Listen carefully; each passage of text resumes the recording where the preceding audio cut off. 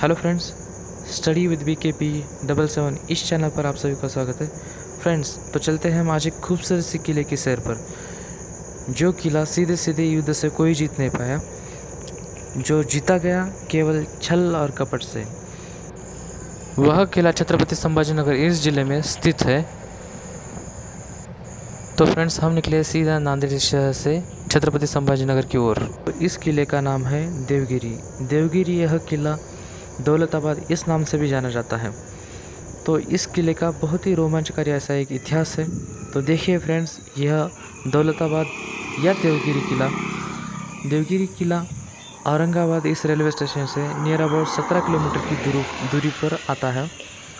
तो इस किले की निर्मित यादव राजा 5वां भिल्लम ने 12वीं शताब्दी 1187 में करवाई थी।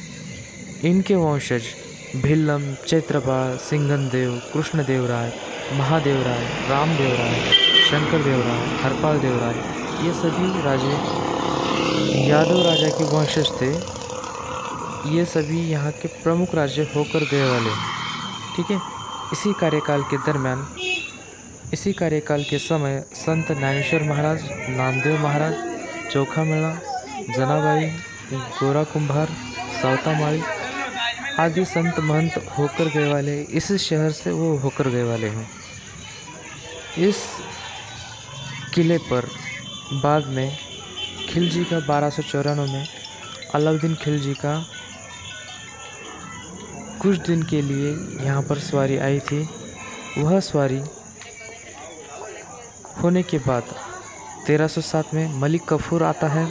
उसके बाद में 1318 में कुतुबुद्दीन मुबारक खिलजी आता है और 1318 से इस किले पर दिल्ली के शासक शासन करना चालू कर जाते हैं। तो इस किले का शुरुआत का भाग जो देखते हैं, जो शुरुआत का बड़ा दरवाज़ा था, उस दरवाजे का नाम था महाकोट दरवाज़ा। इस दरवाजे को महाकोट दरवाज़ा बोल के कहा जाता है, जिस पर बड़े बड़े नौकीले किले थे। उससे कोई भी बड़ा हाथी इस किले को तोड़ नहीं पाता था। यहाँ पर मिले गए वाले जो भी तोहफा है यहाँ पर संग्रहित किए गए हैं और इन तोहफों का उस ज़माने उपयोग करके शत्रुओं को ढेर किया जाता था।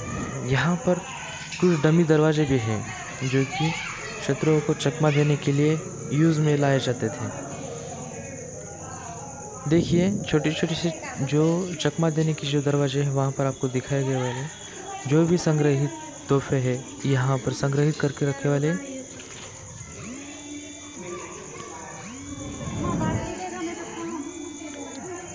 इसी कार्यकाल के दरमियान 1294 के दरमियान अलाउद्दीन खिलजी इस पर शासन कर सवारी कर चले जाता है। बाद में मलिक काफूर 1307 के बाद में कुतुबुद्दीन मुबारक खिलजी 1318 में चले जाता है और उसके बाद में तुगलक आते हैं। देखिए, ये और एक अंदरूनी दरवाज़ा है। उस दरवाजे से अंदर आते ही इसको एक टर्न है। टर्न से क्या होता है, सीधा सीधा कोई भी शत्रु अंदर आने नहीं पाता है और वो कंफ्यूज हो जाता है। और वहाँ से ऊपर से पत्थरबाजी या ऊपर से गरम तेल या गर्म पानी आग पे डाल दिया जाता था और वो शत्रुओं को वहाँ पर रोक दिया जाता था। तुगलक 1327 में आते हैं। तो मोहम्मद बिन तुगलक, ये दिल्ली के सुल्तान, अपनी राजधानी यहाँ पर कुछ समय के लिए लेकर आते हैं क्योंकि उन्हें यह जो किला है वो बहुत पसंद आता है। और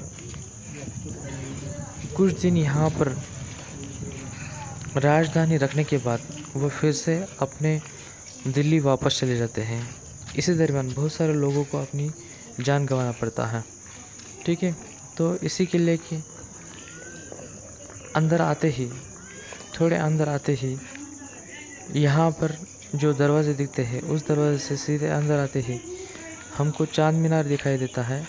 और चांद मीनार के अयलोर, थोड़ा सा अयलोर के साइड को बहुत बड़ा एक हत्ती हौद है।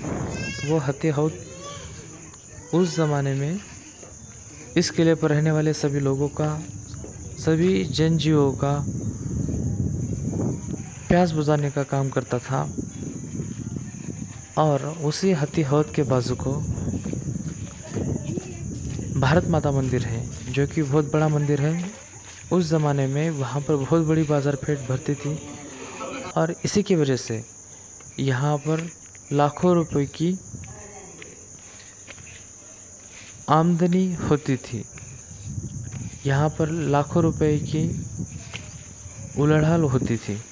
तो इसी की वजह से ये लाखों रुपए की व्यापारों की वजह से इस किले का नाम दौलताबाद यह गिरा था। देखिए, हम ये भारत माता मंदिर की ओर बढ़ रहे हैं। यहाँ पर दिखाई देता है कि जो खुले खुले जो पोल है वो उसके ऊपर कभी किसी समय छत हुआ करता था। यह इतना बड़ा जो प्लेस है एक बाज़ार पेट बल्कि थी। तो यहाँ पर बहुत सारे लोग व्यापार करने आते थे। व्यापार कर कर पैसा कमाते थे, नाम कमाते थे, इज़्ज़त शोहरत कमाते थे। और इसी वजह से जो भी नए शासक आने वाले थे वह यह किला पाना चाहते थे। देखिए, जब तुगलक आए 1327 में, तो वहाँ पर कुछ दिनों के लिए यहाँ पर राज्य करने के बाद वो फिर से दिल्ली को लौट जाते हैं, अपनी राजधानी वापस लेके चले जाते हैं। इसी के दरमियान इसी किले को भारत की राजधानी बनने का मौका मिला था। कुछ दिनों के लिए यह किला भारत की राजधानी कहलाता था। तो इसके बाद बहामनी आते हैं। 1347 में बहामनी राज्य के शासक आते हैं। तो 1347 में हसन गंगू बहामनी अपनी बहामनी राज्य स्थापन करते हैं। तो इसी बहामनी राज्य के बाद में 5 शाखाएं गिरते हैं। उसी 5 शाखाओं में से एक शाखा जो थी वह अहमदनगर की थी, निज़ाम शाही जिसे कहा जाता था। वह 1610 तक यहाँ पर राज्य करी। और उसके बाद में यहाँ पे उसी निज़ाम शाह का जो प्रमुख था मलिक अंबर, वह इसी के पास में जो खड़की बल के गाँव था वहाँ पे जाता है और अपना साम्राज्य वहाँ पर बढ़ाना चालू कर देता है। अब ये जो हम मंदिर देख रहे हैं इसको भारत माता मंदिर कहते हैं। तो 1610 के बाद में 1633 में मुग़ल आते हैं, 1724 में असफजाही आते हैं। मराठों का 2 साल तक यहाँ पर राज्य रहा है। मराठों ने भी 2 साल तक राज्य किया है। 1760 से लेकर 1762 तक यहाँ पर राज्य किया है। बाद में यह किला 1762 से लेकर 1948 तक हैदराबाद संस्थान में विलीन हुआ था। उसके बाद में 17 सितंबर 1948 को जब हैदराबाद संस्थान यह भारत में विलीन हो जाता है, तब वहाँ पर यह भारत माता की मूर्ति स्थापित की जाती है। और तभी से यह मूर्ति का रेगुलर पूजा पाठ होता है। देखिए, हम ये भारत माता के मंदिर के बाहर जब आते हैं तो हमें चांद मीनार दिखाई देता है।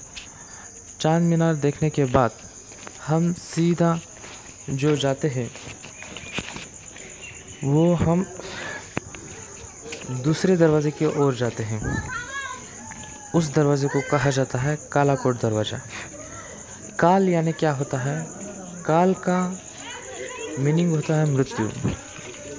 काल यानी मृत्यु होता है। जैसे हम काला कोट दरवाजे की ओर बढ़ते हैं तो बीच में स्थित चांद मीनार दिखाई देता है। इस चांद मीनार का जो कंस्ट्रक्शन है वह अहमद शाह बहामनी के कार्यकाल में हुआ है, ऐसा मानना है। तो जैसे हम इसको क्रॉस करके आगे जाते हैं तो दोनों ओर खड़ी ये छोटे छोटे दीवारें दिखती हैं और उसके बाजू को काला कोट दरवाजे से पहले छोटा सा एक मंदिर दिखता है। वहाँ पर माना जाता है कि राग देवगिरी बिलावल नाम से जो राग है वो कंपोज किया गया है। आगे की ओर बढ़ते हैं तो छोटे छोटे पेड़ पौधे दिखते हैं, जिससे यह पूरा के पूरा किला जो हमें मनमोहक और आकर्षक दिखता है। उस ज़माने की ये जो दीवारें हैं उसे हम देखते हुए जाते हैं तो हमें कुछ पल यह सोचने पे मजबूर करती है कि यह उस ज़माने में किस तरह से बंधा गया होगा। एक न एक पत्थर तराश कर इतने सिस्टमेटिक वे से यह किला कैसे बंधा गया होगा। और जैसे हम कालाकोट की पास में आते हैं तो यहाँ पर सभी यात्रियों को, सभी टूरिस्ट के लिए पानी की व्यवस्था की गई है। यहाँ पर हम पानी पी सकते हैं। जैसे हम कालाकोट दरवाज़े के पास आते हैं तो यहाँ का जो कंस्ट्रक्शन देखते हैं तो ऐसा लगता है जैसे कि है हम अभी तक की जो किताबें देखते आए हैं वो और ये इमेज सेम ही है। हालांकि यहाँ पर थोड़ा सा रिसर्च अभी भी चालू है। यहाँ पे जो खोद काम है वो अभी भी चालू है। आगे की ओर बढ़ते हैं तो देखते हैं हम कालाकोट मंदिर के, कालाकोट दरवाज़े के अंदर जाते हैं। तो जैसे ही अंदर जाते हैं तो वहाँ पर दिखाई देता है कि सैनिकों को रहने का एक जो रूम है वो दिखाई देता है। और अगर कोई दुश्मन अंदर घुस ही जाता है तो ऊपर से उसके ऊपर पत्थरबाजी होती है, गरम तेल डाला जाता है, या ऊपर से जो नुकीले हथियार है तो उसका सामना उनको करना पड़ता है। जैसे हम ये कालाकोट दरवाजे से अंदर आते हैं तो ये दरवाजे को देखते हैं तो दरवाज़ा बहुत ही स्ट्रॉन्ग स्थिति में आज ही दिखता है। यह हमें सोचने पे मजबूर करता है कि 900 सालों तक इस दरवाजे की लकड़ी अभी तक किस तरह से अच्छी स्थिति में रही है। तो जैसे हम अंदर आते हैं तो यहाँ पे छोटे छोटे सैनिकों को रहने के ठिकाने दिखते हैं। देखिए जब हम अंदर आते हैं तो यहाँ से इस कालाकोट दरवाजे को देखते हैं तो हमें पता चलता है कि किसी भी सैनिक को कितना मुश्किल हुआ होगा इसमें अंदर घुसना। काल का मीनिंग होता है मृत्यु। इसी की वजह से इस दरवाजे का नाम कालाकोट रखा गया है, क्योंकि कोई भी अगर अंदर आए तो उसे उसकी मृत्यु का ही सामना करना पड़े। ठीक है फ्रेंड्स। तो फ्रेंड्स धीरे धीरे करते हुए हम किले की मुख्य बाजू की ओर बढ़ रहे हैं। जैसे हम आगे चढ़ते हैं, आगे चढ़ते हुए आते हैं तो हमें एक चीनी महल दिखाई पड़ता है, जहाँ पर उस ज़माने में कुछ लोगों को कैद किया गया था। उस ज़माने में जो भी अपराधी थे तो इस किले में यहाँ पर उन्हें कैद किया जाता था।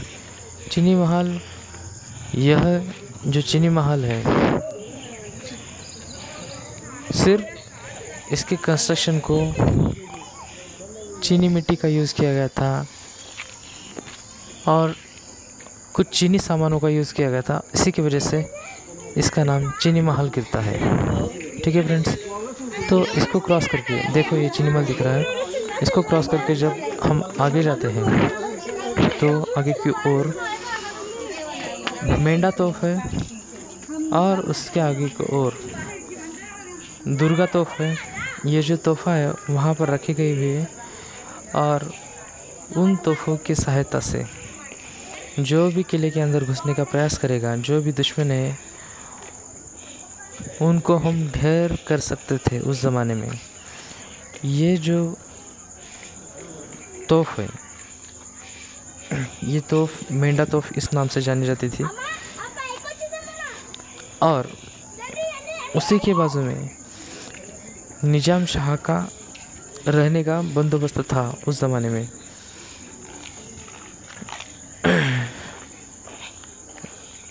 देखिए हम आगे की ओर बढ़ रहे हैं। जैसे हम आगे की ओर आते हैं तो हमें किले की चारों ओर फैला हुआ जो पर्वत है वो दिखाई देता है। अब हम आगे की ओर बढ़ रहे हैं तो आगे की ओर बढ़ते वक्त एक किले का सबसे ख़तरनाक एरिया है। अभी यहाँ पर लोहे का पुल है। पहले के ज़माने में ये चमड़े का पुल होया करता था। अगर इतना भी अगर कोई सैनिक या कोई दुश्मन यहाँ तक आता है तो ये चमड़े का पुल खींच लिया जाता था। अभी ये फ़िलहाल लोहे का है। ये जो खंदक है, इस खंदक को उस ज़माने में खींच लिया जाता था। ये चमड़े का पुल था। ये खंदक के ऊपर वो फैला हुआ होता था और इस खंदक में मगरमच्छ, सांप, ऐसे बहुत सारे जानवर छोड़ दिए जाते थे, जिसकी वजह से यह किले के ऊपर किसी को भी घुसना मुश्किल था।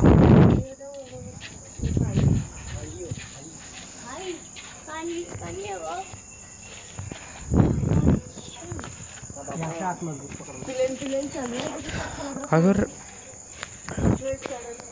कोई दुश्मन यहाँ तक भी आ जाता है किसी तरह से, तो आगे इसके आगे का जो भूल भुलैया है, तो उसे क्रॉस करना तो बहुत ही नामुमकिन काम है। नामुमकिन में से नामुमकिन काम है, क्योंकि उसको कोई क्रॉस कर ही नहीं सकता, क्योंकि ये एक इतनी भयानक भूल भुलैया है।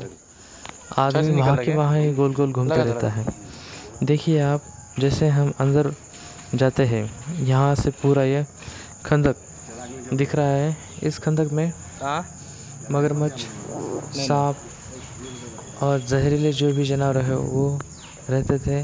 इसमें से तैर कर आना भी मुश्किल था, क्योंकि तैर कर आने के बाद ऊपर चढ़ना बहुत मुश्किल है। ऊपर चढ़ने के लिए कुछ भी सपोर्ट नहीं है यहाँ पर। और जैसे ही हम इधर देखते हैं, अंदर की ओर आते हैं, तो हमें यहाँ पर हम जाते हैं भूल भुलैया की ओर। जैसे ही हम किले की मेन पार्ट की ओर बढ़ रहे हैं, वैसे वैसे मुश्किलें बढ़ती जा रही है। देखिए कितना ये संकीर्ण रास्ता है। अब ये भूल भुलैया की ओर जा रहे हैं हम। इतना ही क्रॉस करना बहुत मुश्किल लगता है। आगे का मेन पार्ट तो देखना बाकी है। देखिए फ्रेंड्स, यहाँ पर जो आए हम, ये 900 साल से ये किला बना हुआ है। 900 सालों तक इस किले में धूप, बारिश, हवा, तूफ़ान, इन सभी चीज़ों की वजह से ऊपर का जो छत है थोड़ा सा यहाँ का गिर चुका है। और हम जो अंदर जा रहे हैं, ये मेन भूल भुलैया का पार्ट है। यहाँ पर हम देखते हैं तो किसी को कुछ भी समझ में नहीं आता है। भारत सरकार ने अभी सभी टूरिस्ट के लिए, यात्रियों के लिए किला देखने में कोई भी मुश्किल ना हो, इसलिए एक साइड से रास्ता बनाया है, जो कि सीढ़ी के सहायता से हम डायरेक्टली किले की ओर बढ़ सकते हैं। तो हम उसी तरफ जा रहे हैं और उसके बाद में हम डायरेक्ट किले की ओर जाएंगे। हम वो भूल भुलैया के पास जाकर आए हैं, तो उसके अंदर नहीं गए, क्योंकि वहाँ पर पूरा अंधेरा है। अभी हम जाएंगे तो हमको पता चलेगा कि वो भूल भुलैया किस तरह का है। देखिए हम यहाँ पर ऊपर चढ़ते हैं। ऊपर चढ़कर जैसे हम नीचे की ओर जाते हैं, देखिए ये जो भूल भुलैया है, यहाँ पर ये जाली की जो प्लेट है उससे वो ढक दिया गया है। यहाँ से वहाँ पर थोड़ा उजाला डाल दिया गया है। इसकी वजह से यहाँ पर यात्रियों को कुछ प्रमाण में वहाँ पर देखना पॉसिबल होता है। यहाँ से जैसे हम किले की ऊपर की लेयर पर आते हैं, तो यहाँ से किले के चारों ओर का एक खंदक दिखाई देता है।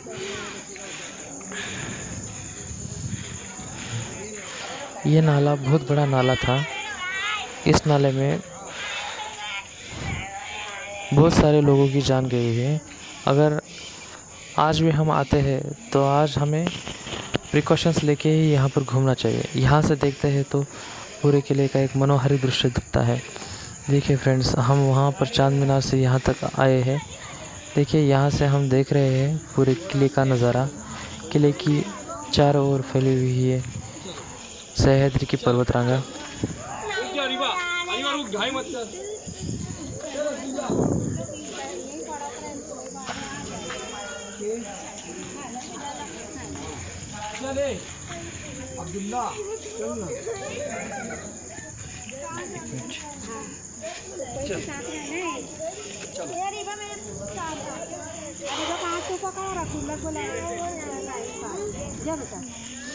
दूर दूर तक यहाँ से देखना पॉसिबल होता है। उसी की वजह से यहाँ तक जो भी शासक, जो भी राजा यहाँ तक आकर गया हुआ है, इस किले के राजों को मिलकर गया हुआ है, उसके मन के अंदर यह चाह उठी कि क्यों न मैं ये किला पालूं। अभी देखिए हम अंदर की ओर जा रहे हैं। यहाँ पर नीचे से ऊपर की ओर जाना पड़ता है। उस भूल भुलैया से यहाँ पर आना पड़ता था और यहाँ से ऊपर की ओर जाना पड़ता था। जैसे कि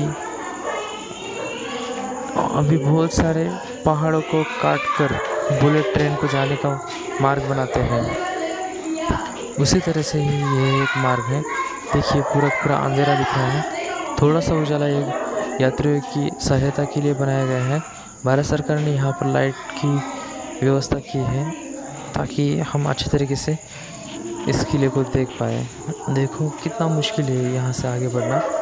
जैसे ही हम आगे बढ़ते हैं थोड़ा सा उजाला दिखाई देता है और धीरे धीरे से करते हैं हम आगे की ओर बढ़ते हैं। आगे की ओर बढ़ते हैं। उस ज़माने में अगर कोई शत्रु यहाँ तक आता है तो उसे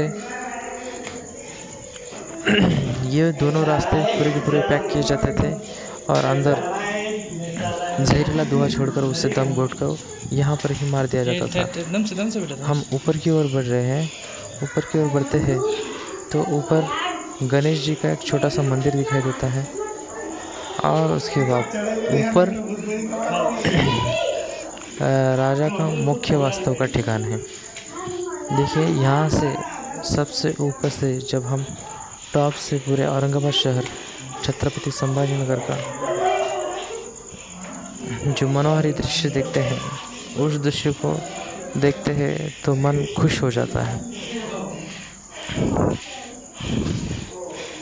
देखिए फ्रेंड्स, हम ऊपर की ओर बढ़ रहे हैं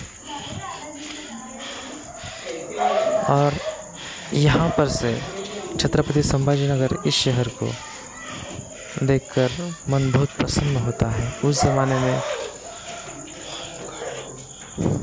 इस शहर का नाम औरंगाबाद था, मगर आज छत्रपति संभाजी महाराज के इस पावन भूमि की वजह से इसका नाम छत्रपति संभाजीनगर ऐसा कर दिया गया है।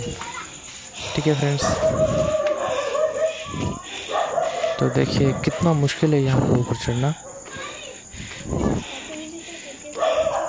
उस ज़माने में यहाँ तक वो लोग कैसे आते थे, कैसे जाते थे, ये सोचकर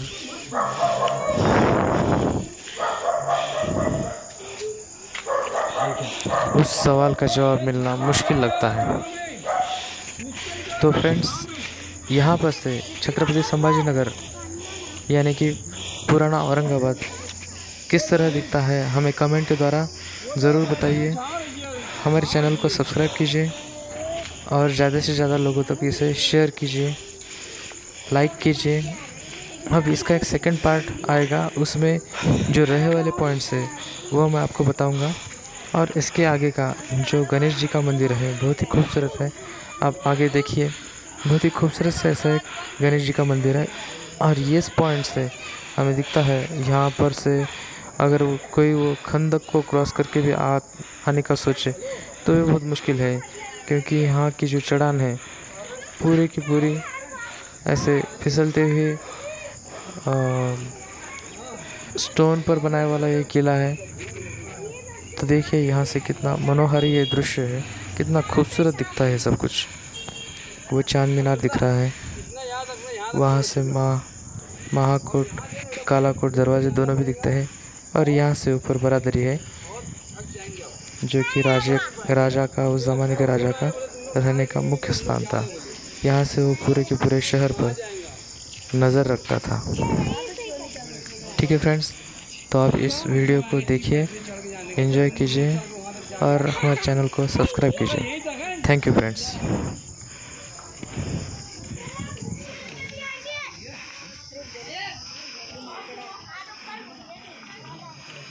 मुन्ना बस इतनी पैसे देख, इतनी वहाँ तक चल के वहाँ से वापस आ।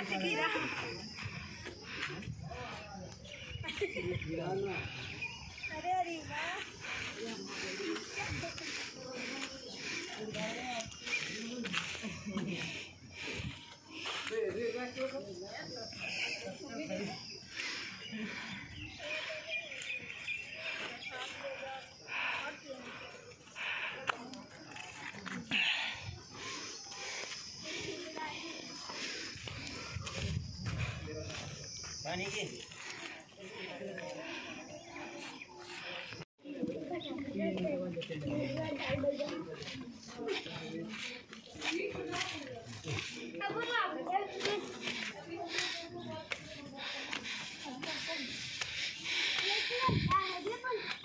चलो तू उतरने की मुक्ति चलने में टाइम लगा के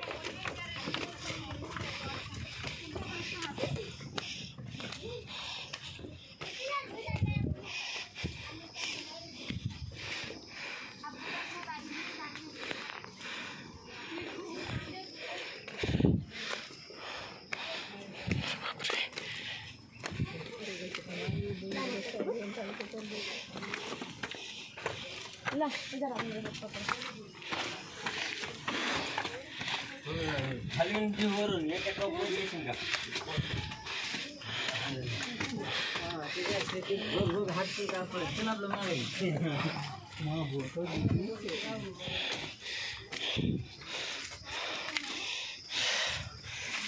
और ठिकाणे किल्ले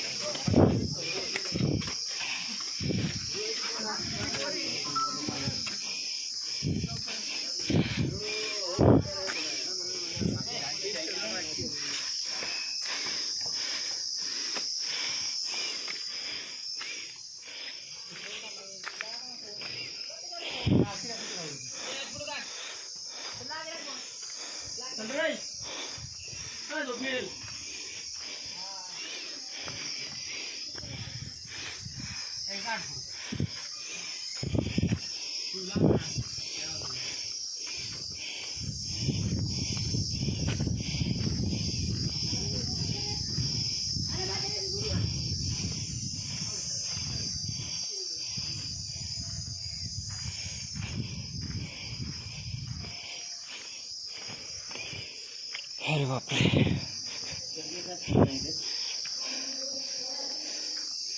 ऐसा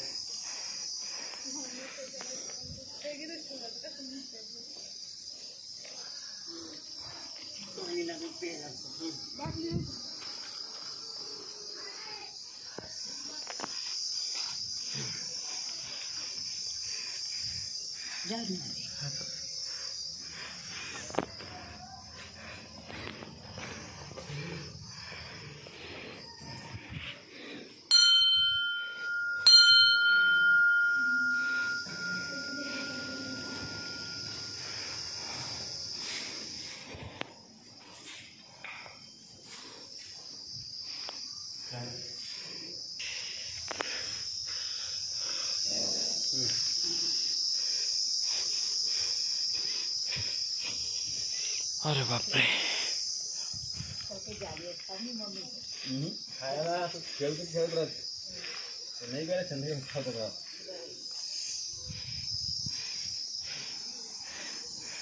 अरे चलिए